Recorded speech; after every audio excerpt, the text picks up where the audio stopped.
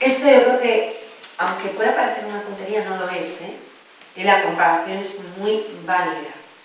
Y si hoy día la gente se tambalea es porque no tiene una fe de verdad arraigada, con raíces profundas.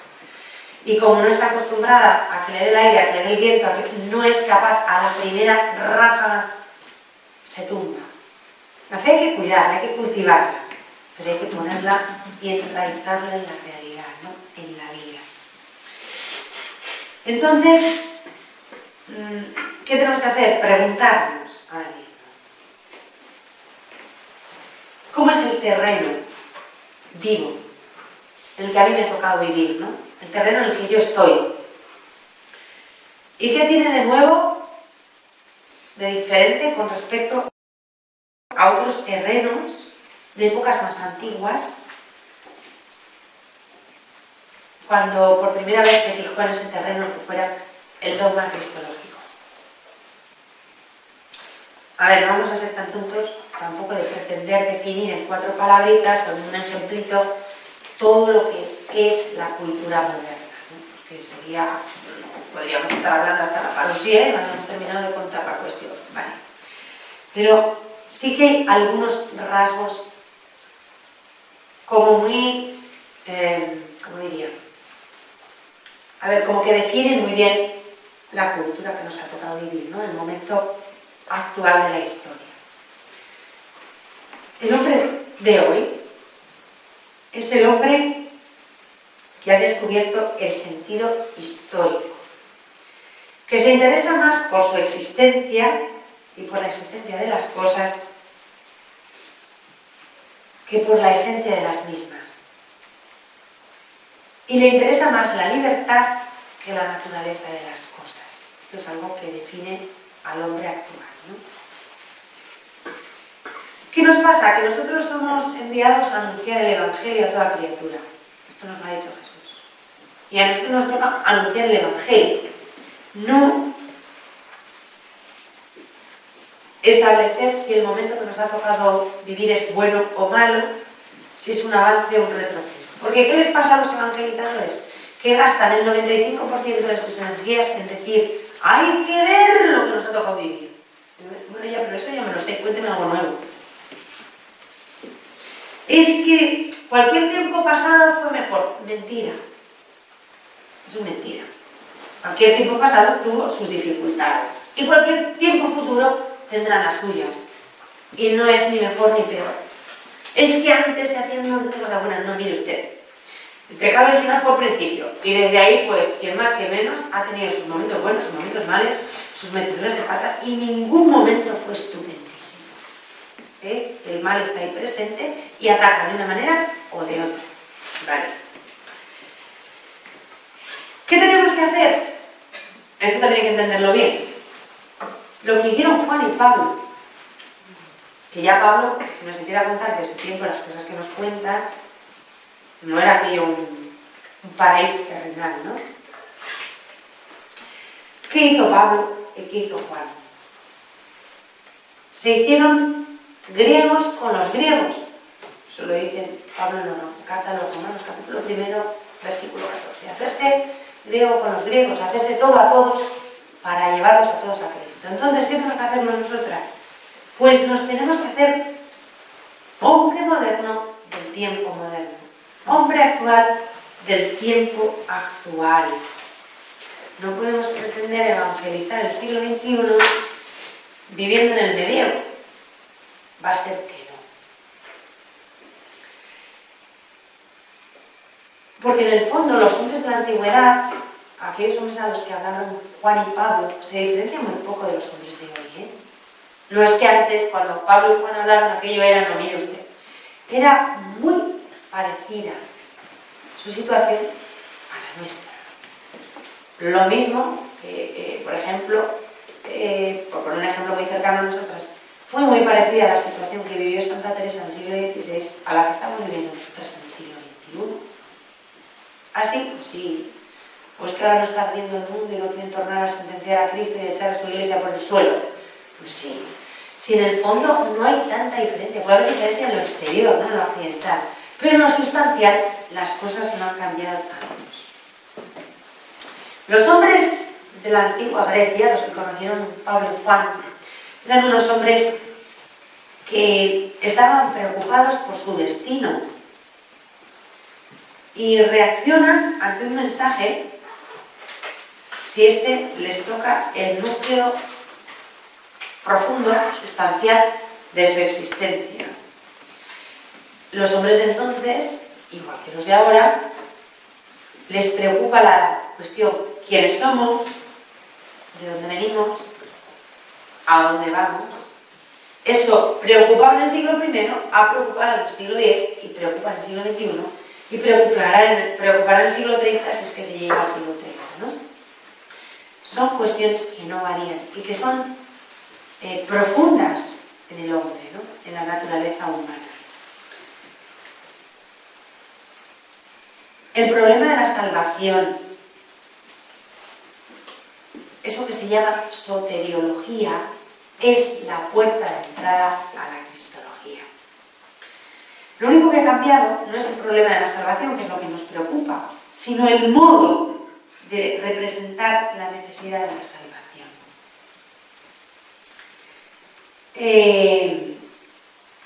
Al principio, en otros tiempos, lo que preocupaba era la salvación respecto del mundo, o sea, salvarme yo respecto del mundo y respecto del cuerpo. Y hoy se concibe más bien una salvación del mundo y del cuerpo. Explico. Al principio pensaban que había que salvarse del mundo, que era una cosa muy mala, y había que salvarse del propio cuerpo, que era otro enemigo. Y lo planteaban así. Hoy entendemos que hay que salvar al mundo y al propio cuerpo, al propio ser. No me salvo a pesar de mi cuerpo. Me salvo de mi cuerpo y me salvo del mundo. Sino que salvo al mundo y salvo mi cuerpo. ¿Qué tiene que decir a esto el dogma cristológico? ¿Qué tiene que decirle el dogma cristológico a los hombres de nuestra época?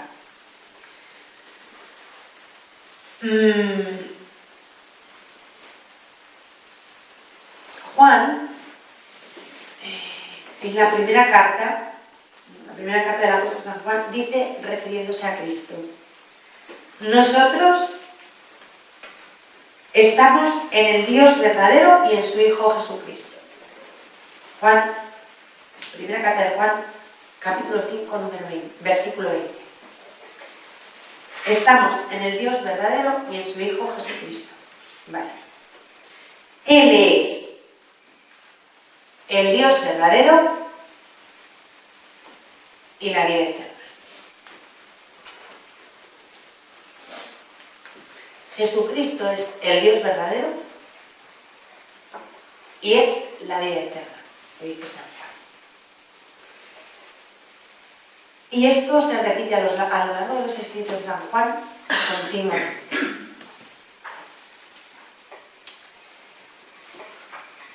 De esta expresión de Juan, el Dios verdadero, sacó el concilio de Nicea la fórmula que repetimos en el credo: Dios verdadero, de Dios verdadero. Nos queda por explorar lo que para la cristología significa decir, esto lo dice San Juan, que Jesucristo es la vida eterna. Esto es, lo dice San Juan, sí. Lo hemos leído 200.000 veces, sí. Y no nos hemos enterado de nada, pues también. O de casi nada. ¿Jesucristo es el Dios verdadero? Sí. ¿Y lo decimos en el credo? Sí. ¿Y es la vida eterna? Pues eso dice San Juan. Entonces, ¿eso qué significa? Significa que con Jesucristo no solamente ha aparecido en la tierra la divinidad, que ha aparecido porque Él es Dios, sino que con Él ha aparecido en la tierra, en el tiempo, la eternidad. Ah, también sí, todo venía en el mismo paquete. Con Jesucristo aparecido en la tierra, en el tiempo, en nuestro tiempo limitadito, de antes y de después, y de primero y de a continuación, ha aparecido en él la eternidad. Estamos, cuando decimos esto, ante una de esas semillas que está esperando a germinar, ante un grito que tenemos que lanzar a la Iglesia.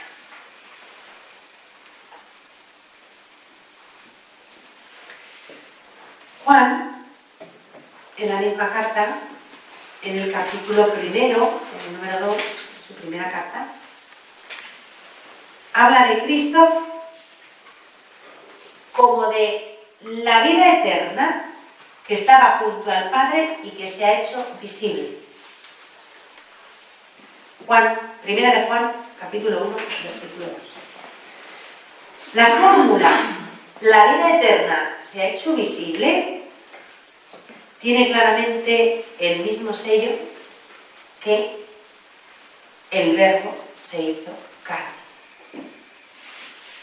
El Verbo es eterno. Se ha hecho visible como en la carne. Expresa en clave de eternidad y tiempo, Juan, en su primera carta, expresa en clave de eternidad y tiempo lo que ha expresado en el Evangelio, en su prólogo del Evangelio, en clave de palabra y carne. Está diciendo lo mismo, de dos maneras diferentes. También en este caso, la cristología antigua ha recogido y desarrollado la fórmula verbo carne y se ha construido sobre ella más que sobre la otra expresión, que está también cargada de muchísima definición para el hombre. Vamos a ser reales. Yo toda mi vida he oído decir que el verbo se hizo carne. En el Ángelus lo rezamos 3 veces al día. Y cuando llegan las 10 de la Navidad nos tostamos a decir que el verbo se ha hecho carne, y es verdad, ¿no? Pero es que no solamente es eso. La otra parte es verdad que se ha abandonado, ¿no? La vida eterna que estaba junto al Padre se ha hecho visible. Es lo mismo. Pero no solemos utilizar esa fórmula. La vida eterna se nos ha hecho visible. ¿En dónde? ¿Cómo? ¿De qué manera? Pues en el verbo que se ha hecho carne, ¿no? Pero esa parte la hemos como aparcado, porque la espiritualidad y la teología no la han remarcado, han remarcado más la cuestión palabra carne, verbo carne, ¿no? Pero no quiere decir que eso no haya que desarrollarlo. Está ahí la semilla y tiene que germinar y tiene que crecer, ¿no?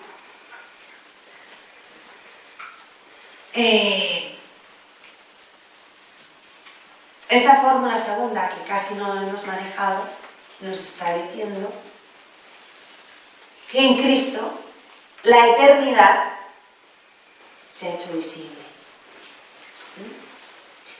Es decir, que de una manera misteriosa pero preciosa, lo mismo que la divinidad ha entrado en la carne y ha salido a nuestro encuentro, la eternidad ha entrado en el tiempo y ha salido a nuestro encuentro.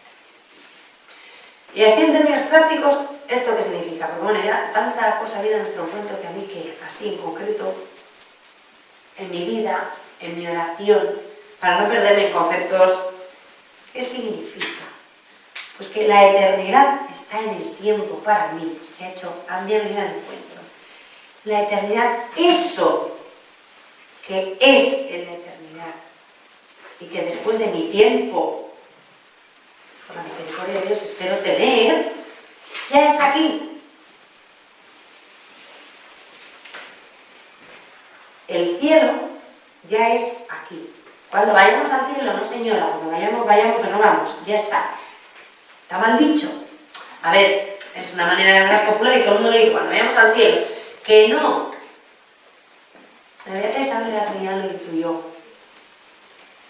Ella ya lo metió en la tierra, porque el cielo es Dios y Dios está en mi alma. El día que comprendí esta verdad, todo se iluminó en mí. Esa fue la gran gracia carismática que recibió, ¿no? Ser consciente de que llevaba la eternidad dentro. Bueno, es que todos lo sabemos porque es dogma de fe. Sí, pero es que ella no lo sabía, sino que para ella fue vivencial. Su semilla germinó ahí, ¿no? En ese aspecto, ella comprendía que llevaba dentro de sí la eternidad. Y esto es muy importante tenerlo en cuenta. Y esto hay que anunciarlo. La eternidad ya está aquí. La eternidad es presente.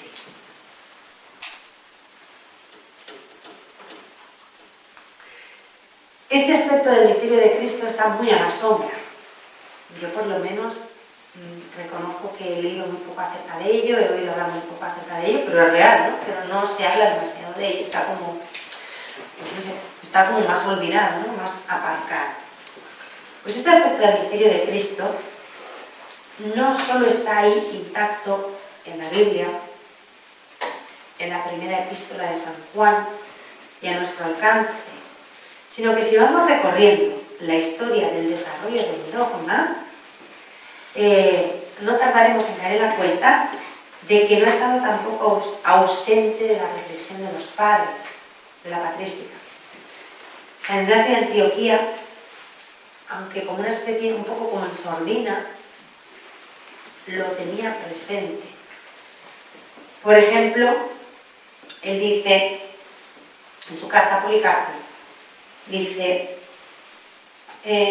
refiriéndose a Cristo, estaba sobre el tiempo, era intemporal y se ha hecho visible. San León Magno lo dice de una manera más explícita, dice, aquel que existía antes del tiempo comenzó a existir en el tiempo. ¿Por qué digo esto ahora? ¿Os acordáis que en un momento os he dicho que en el concilio de Calcedonia se define que en Cristo hay una unión sin mezcla ni división de Dios y del hombre? Eso lo define el concilio de Calcedonia. Bueno, pues no solamente se da en Cristo esa unión sin mezcla ni división entre Dios y el hombre, sino que de igual manera será en Cristo una unión sin mezcla ni división entre la eternidad y el tiempo.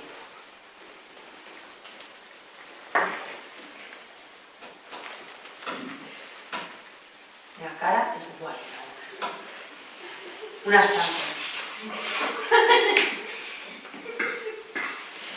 A ver, de igual manera que es, de una manera misteriosa, pero ¿cómo puede? Porque Jesucristo es hombre, Dios y hombre verdadero, sin mezcla y sin división, y verdadero hombre y verdadero Dios, y en un solo Cristo. ¿Eso es verdad? Sí. ¿Por qué eres de fe? Sí. Y como alguien diga otra cosa, voy a perder. Sí. Eso no es negociable. Pues de la misma manera, también misteriosa, será en él al mismo tiempo el tiempo y la eternidad. ¿Ya está? No lo entiendo, ni falta que hace. Tampoco hay que entienda que en una personilla quepa Dios entero y sea verdadero Dios y verdadero hombre. Sí, pero eso es otra cosa. No, eso es otra cosa. Eso lo llevamos oyendo y repitiendo toda la vida. Y esto no nos hemos parado a pensar tanto. Y ahora de entrada, pero es igual, y de una manera igual, es igual de misterioso que en el ser el tiempo y la eternidad, que un hombre y Dios, porque en Cristo se dé un hombre, vale, en hombre también se da una mujer, pero ya que se dé Dios, bueno, eso es otro tema, pero nos lo creemos fácilmente, lo tenemos como si dijéramos más asimilado, nos suena más, ¿no? Lo tenemos más trillado. Es bastante raro, es bastante difícil de creer que en ese hombre esté la plenitud de la divinidad, y está. Y nos lo creemos sin grandes dramas. Pues en ese hombre está la plenitud del tiempo y la eternidad. Todo al mismo tiempo.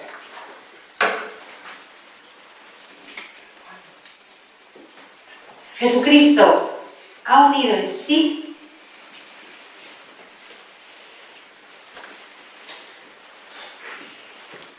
dos modos de ser, según la naturaleza y por encima de la naturaleza. La inmanencia y la trascendencia. La inmanencia es lo que es natural, lo que está en el tiempo, lo que se acaba. Eso es lo inmanente. Y lo trascendente es lo que está por encima de lo natural, por encima de la naturaleza y que no se acaba. Eso es lo trascendente, ¿no? Pues Jesucristo ha sintetizado en sí, une en sí lo inmanente y lo trascendente. Todo esto quedó, sin embargo, y ha quedado así, y por eso nos suena tan raro, como algo que está en sordina, en bajito, como algo secundario, ¿no? Que casi no se ha escuchado. Y como siempre ha sido un teólogo protestante el que ha elevado la nota y ha hecho que esto suene de otra manera diferente. Y este es Kierkegaard, el amigo Kierkegaard.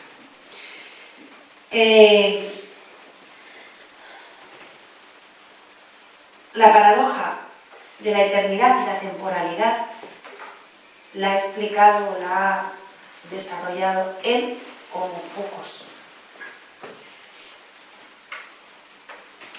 Dice, la paradoja consiste principalmente en el hecho de que Dios, el Eterno, ha venido en el tiempo como un hombre singular.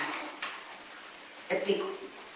Dios, el Eterno, Dios, el que no tiene principio ni fin, el que está fuera del tiempo,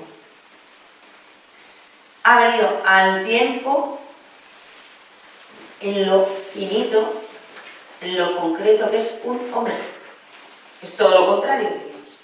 Un hombre es una materialidad muy concretita que tiene un principio y un final, hasta físico, ¿no? Es algo muy concreto. El hombre de infinito no tiene nada. Y de atemporal tampoco, es perfectamente temporal y está situado y vive y existe en el tiempo. Y lo gordo es esto, que el Eterno, porque decimos Dios es el Eterno, que no tan a gusto.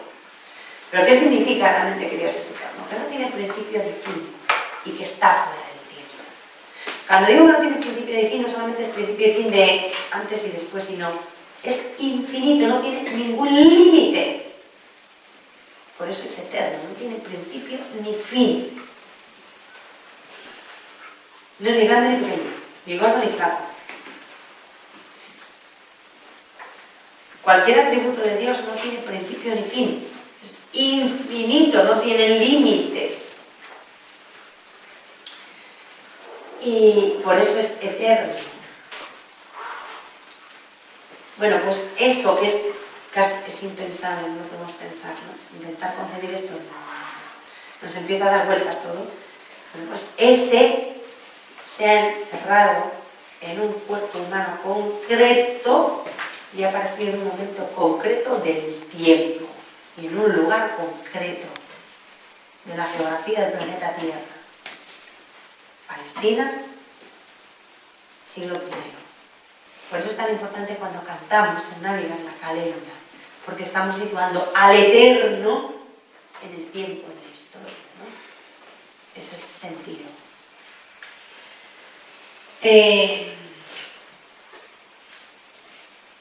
La encarnación es ese punto de intersección entre la eternidad y el tiempo. La encarnación es la novedad absoluta e irrepetible. Una cosa así solo se le puede ocurrir a Dios. En la encarnación se juntan el tiempo con la eternidad. Dios con el hombre. Pero no solamente Dios y el hombre, que eso tenemos súper claro. 25 de marzo, la encarnación, Dios que se hace hombre, sí. Se junta la divinidad con la humanidad, sí. Pero al mismo tiempo se está juntando la eternidad con el tiempo, de la misma manera misteriosa. Esto quiere decir que Jesús es el único mediador válido entre Dios y el hombre, entre el tiempo y la eternidad.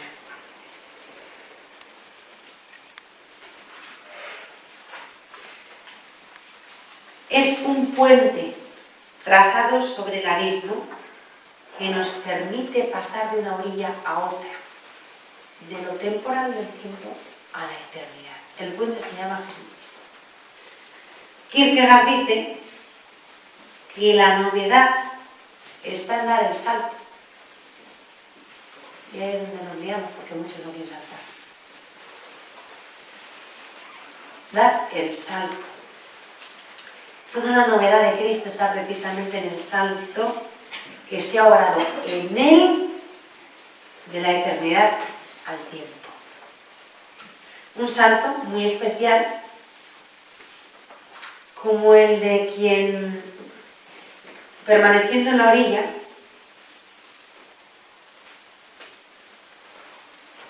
tiene capacidad de dejar un pie en esta orilla y pasar con el otro pie a la otra orilla. Y está al mismo tiempo en las dos orillas, por poner un ejemplo, ¿no? Sin dejar de estar donde estaba y sin dejar de ser lo que era, ha venido donde no estaba y ha asumido lo que no era. Sin dejar de ser Dios, ha asumido la humanidad. Sin dejar la eternidad, ha entrado en el tiempo.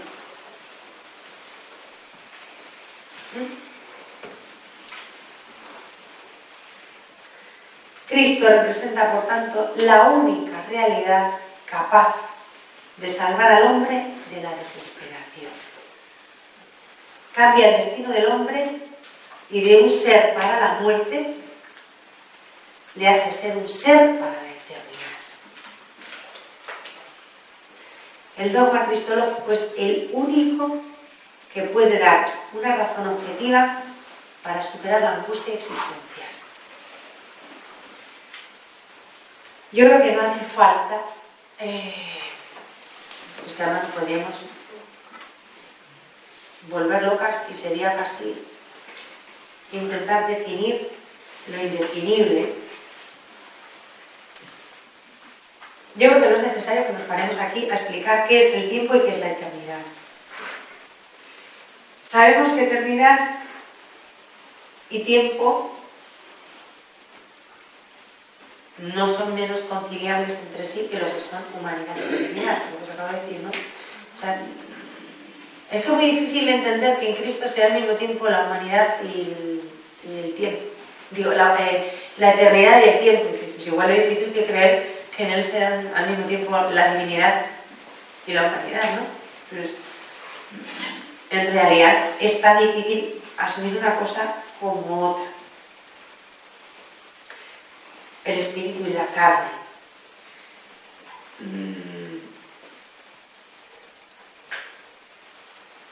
La diferencia entre tiempo y eternidad se ha hecho en él también infinita proximidad. Él es lo uno y es lo otro al mismo tiempo, en la misma persona, sin mezcla ni división. Es eterno y temporal al mismo tiempo. Es ese punto de intersección único, donde todo confluye, a donde todo llega, ¿no? Ese es Cristo.